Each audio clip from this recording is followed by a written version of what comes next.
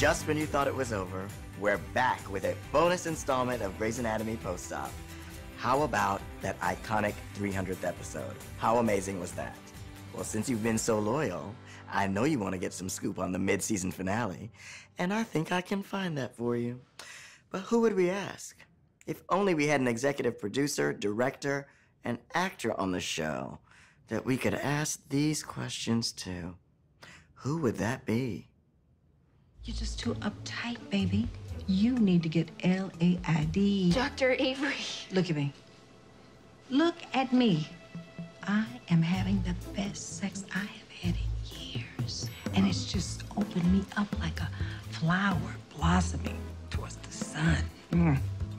It's a powerful image. I bet that fella knows his way around a woman.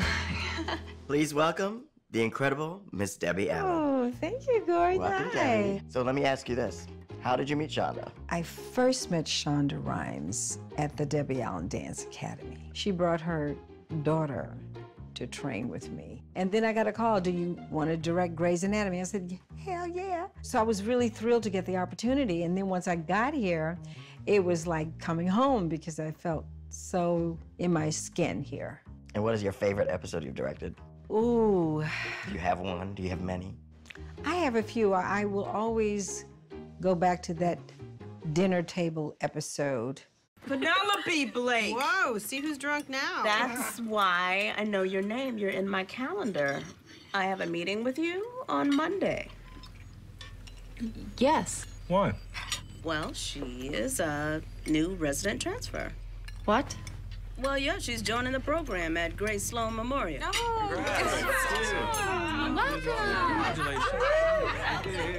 Perfect. Are you kidding? Is she kidding? I rematched to Grace Sloan Memorial. Where were you working before? The Place that closed? it was a smaller suburban center out by the Sound. She was at Dillard. Dillard Medical Center. Dillard, isn't that, That's where Derek died. That was an extraordinary episode. Then I was actually here when Ellen Pompeo, I encouraged her to direct her first episode. Always wanted more kids, so Maggie could have a sister or a brother. I was worried when she wanted to move out here. She was happy in Boston, but I'm really glad she found you. Ellen directed it. Ellen was in it. That episode was just so well done, pulled at your heartstrings, and it was absolutely fantastic. So it's wonderful having actors that become directors because they speak the language of actors, which is often the part that is most missed in a lot of new directors. They may understand cinematic language, but if they don't understand the language of the actor, they will not be as successful.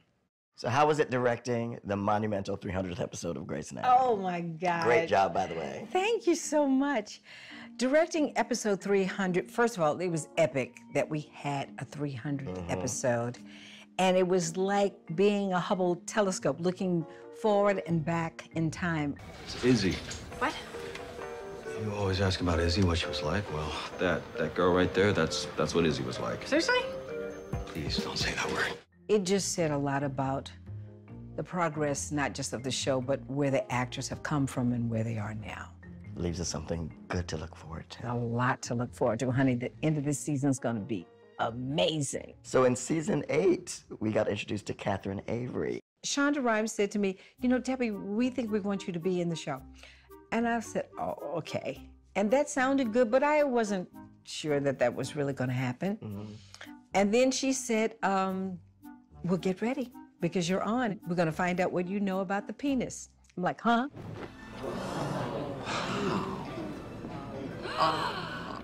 It was my first episode. Oh my God.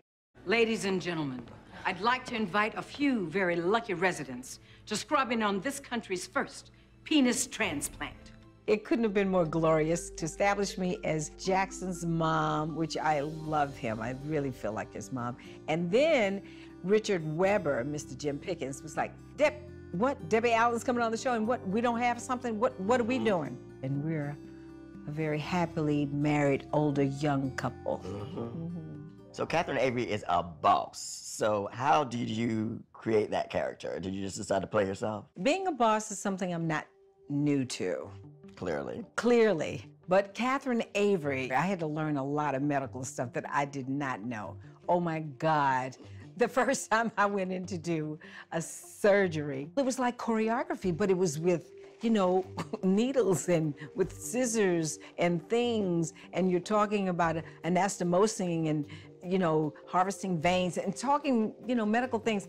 I was just a mess. I said, my stand-in never got to work because I rehearsed the whole time. So where do you think Richard and Catherine are going? I don't know. We were fighting all last year, so I was happy he's back in bed now. But we still have things to argue about because there's Maggie. That's getting ready to heat up. What's going to happen with Jackson and Maggie? Hi there. Hey. Hi, thank you so much for last night. Oh, Maggie, I'm so glad you were there. To talk some sense into this one. It's pretty sensible, I think. Oh, he's like me. My mom could talk to me till she was blue in the face, but if my sister told me something, I would actually listen. Let's do that again soon. Have a good night, then. Yeah, me too. I've noticed that relationship between Catherine and Bailey seems to be growing and brewing as well, because I remember the scene with the grandfather where Bailey finally stood up for the hospital. I suggest to you that to pull our funding now would prompt a public outcry and bring about a PR nightmare for your foundation. And Catherine was looking on like a proud mama, like you knew she could reach that point and you had built her up. What was that like? There's a wonderful relationship there between Catherine and Bailey. I am in the middle of a conversation with the Army to get that money back. Or maybe they can help pay for how you redecorated the whole damn hospital. You said the walls look lovely. Miranda! She sees something in Bailey. Maybe she sees another boss. She sees a boss. boss. Recognizes boss. Yeah, oh, Bailey's definitely a boss. So season 12, you became executive producer of the show.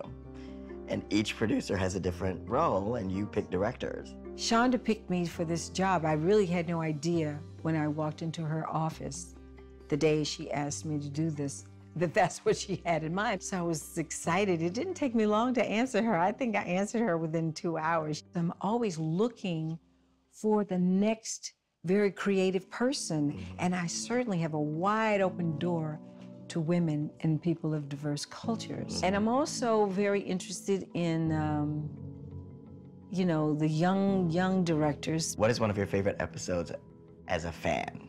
The season finale last year, where after the explosion and then Jerica almost died saving a child's life, and Ellen, you know, had to tell Nathan that the love of his life was still alive. Just as they had come together as a couple that was just starting to work. And this is just true of what life does for us. Just as it's going smoothly, bam. You not just hit a road bump, but you see a mountain you have to climb, or a river you have to cross, or a fire that makes you be still until it's calmed down. That's life. I'm so sad we have to say goodbye to you right now, but thank you so much for fitting us into your schedule and interviewing with us. My pleasure. We learned so much. And thank you guys for joining us for this bonus episode of Grey's Anatomy Post-Op. I'm gonna miss you, but you can get previous installments on abc.com. And I'm gonna have Miss Allen take us away. Well, all right, keep watching and you will see a sneak peek of Grey's Anatomy's mid-season finale.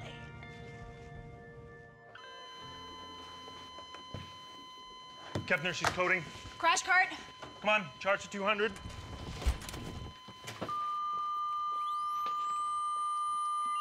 Wait, Owen. Go, go. You go. Go.